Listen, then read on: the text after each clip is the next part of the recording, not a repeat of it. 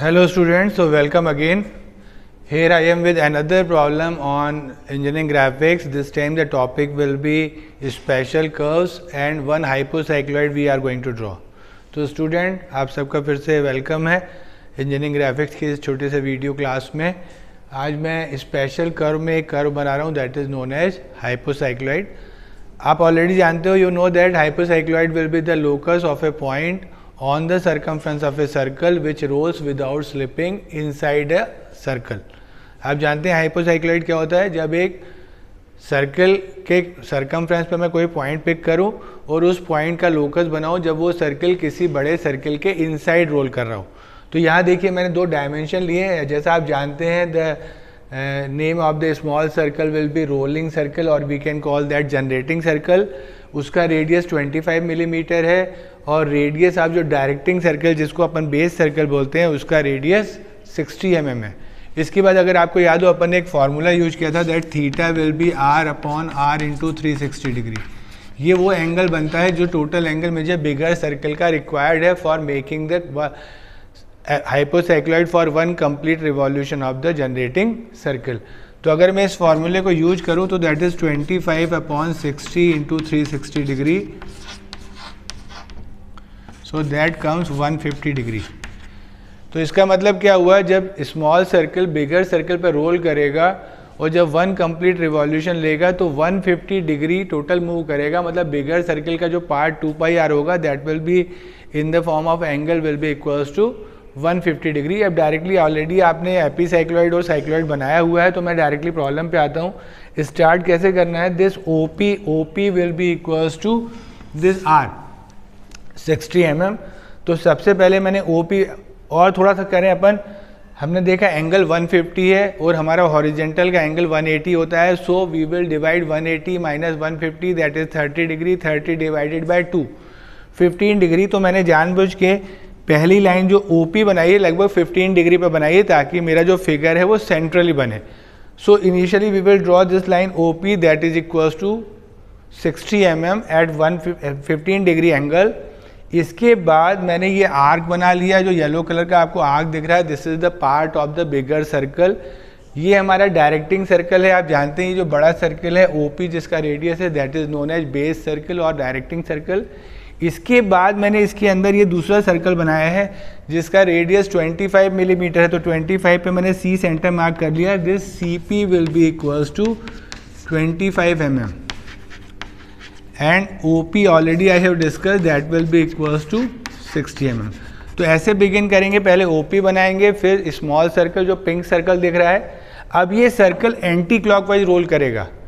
तो पहले अपन क्या करेंगे, इस स्मॉल सर्कल के 12 पार्ट में डिवाइड करेंगे. You will divide that into 12 part using this diameter. Protractor रखिए 30, 60, 90, 120, 150 और 180 एंगल मार्क करते हुए ये पॉइंट्स मार्क करिए. लाइंस नहीं बनानी है, बार बार बता चुका हूँ, सिर्फ पॉइंट्स मार्क करिए. इसके बाद यहाँ से वन डिस्टेंस पिक कर लीजिए दिस P1 और P1 से P1 डैश 2 डैश 3 डैश ऐसे करके 12 मार्किंग करिए. क्या बोल रहा हूँ, स्मॉल सर्कल का P1 जो है that will be equals to P1 dash of the bigger circle. तो यहाँ से P1 पिक करिए, P1 डैश फिर 1 डैश 2 डैश ये सारे इक्वल मार्किंग करिए 12.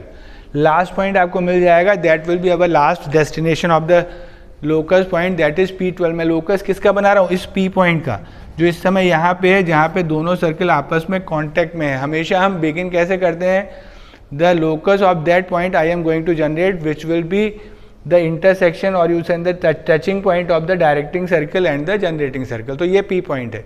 ये P का फर्स्ट लोकेशन है और ये P का लास्ट लोकेशन है. इसके बाद मुझे क्या करना है, OC को सेंटर लेके ये लाइन बनानी है जो सेंटर लाइन को रिप्रेजेंट करेगी जो आर्क फॉर्म में. इसके बाद मैंने क्या किया, ये जो 1 डैश 2 डैश थे इनको O से मिलाया ताकि मुझे सेंटर्स मिल जाए C1, C2, C3, C4 and up to C12. मुझे लगता है इतना सबसे बनता है. इसके बाद मुझे O को सेंटर लेके O11, O10, O9, O8, O7 और O6 के रेडियस के आर्क बनाने हैं. अब आपको एक आइडिया है जो मैं फिर से आपको याद दिलाऊं, जब ये सर्कल एंटी क्लॉकवाइज रोल होगा व्हेन इट स्टार्ट्स रोलिंग, जब रोल करेगा 1 जाके 1 डैश से मैच होगा, 2 2 डैश से, 3 3 डैश। तो जब हाफ रोल करेगा तो 6 जाके 6 डैश से मैच होगा।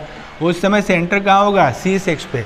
जब सेंटर C6 पे होगा तो यहाँ से R डिस्टेंस पे 6 पे मुझे मिलेगा P6। तो देखिए फर्स्ट पॉइंट मिल गया P, middle point P6 and last point P12। अब इसके बाद मुझे क्या करना है? कंपास में R रेडियस पिक करना है। R रेडियस पिक करके C1 से 1 के लोकस को C2 से, देखिए ये पॉइंट्स मैंने ऑलरेडी मार्क किए हुए हैं, C2 से 2 के लोकस पे ये उल्टा चल रहा है ना, 1 का लोकस ये है, तो C1 से 1 पे, C2 से 2 पे, 3 से 3 पे, 4 से 4 पे, 5 से 5, 6, 7 से 7 पे, 8 से 8 पे, 9 से 9 की लाइन पे, 10 से 10 की लाइन पे, 11 से 11 पे और 12 से फाइनली P12 में ऑलरेडी मिला हुआ है। ये सारे पॉइंट आपको कंपास से मार्क करने हैं। क्या रेडियस पिक करना है? Small r, that is 25 millimetre. ये 25 लेंगे। देखिए C6 से कट करूँगा तो कहाँ कट करेगा? P6 पे। ये सारे पॉइंट मिल गए हैं, इनको स्मूथ आर्क से मैच करिए कुछ इस तरीके से।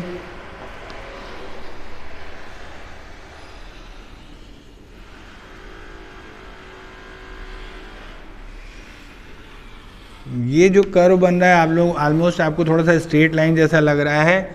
This is the curve that is known as hypocycloid. Hypocycloid ऐसे टिपिकली बनता है, ये इनसाइड मूव करता है। काफ़ी बड़ा एंगल मिला था 150 डिग्री, तो आप इसको स्मूथ कर्व से मैच करिए। So this is the curve hypocycloid. मुझे लगता है आप बना पाएंगे, ये एग्जामिनेशन का क्वेश्चन है। इसी डायमेंशन में एपीसाइक्लॉइड भी आ चुका है और हाइपोसाइक्लॉइड भी। So hopefully you will understand the concept. Draw this in your drawing sheet. Thank you.